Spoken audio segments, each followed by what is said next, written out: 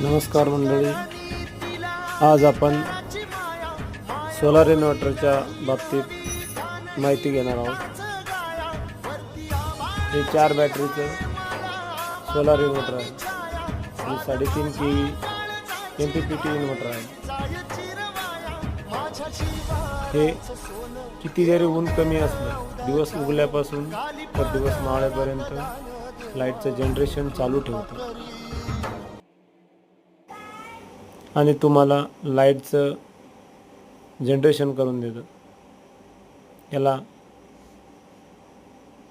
Solar panel 4 बसवलेले आहेत। ज्या पॅनलची सप्लाय बंद करून शेतातला पंपाचा विद्युत प्रवाह पण चालू करता येतो।